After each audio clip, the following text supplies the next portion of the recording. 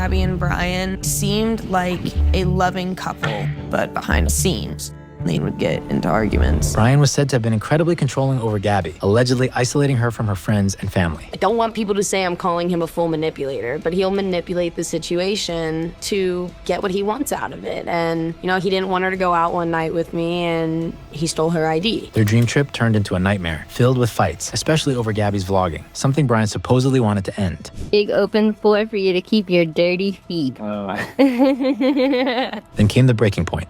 A chilling 911 call reported a violent altercation between the couple. What were they doing? We drove by and the gentleman was slapping the girl. He was slapping her? When the police arrived, Gabby, visibly distressed, defended Brian. Did you get hit in the face? Kind of looks like something like hit you in the face.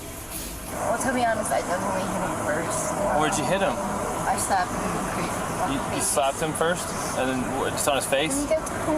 Authorities decided to separate them and sent Brian to a hotel room for domestic violence victims, while Gabby stayed in the van. I really appreciate it. Thank you so much for everything. No problem. It's nice meeting you, Brian. Nice to meet you. After the situation calmed down, the couple continued on their trip. She was excited to keep going on her journey, and that was the last time I spoke to her. Days later, Gabby and Brian went deep into the mountains of the Bridger Teton National Forest, where they allegedly didn't have any phone connection. But after not hearing from them for days, Gabby's parents became incredibly worried and contacted Brian's family. Hey, have you heard from the kids? I'm concerned about them. I haven't heard from them in a while.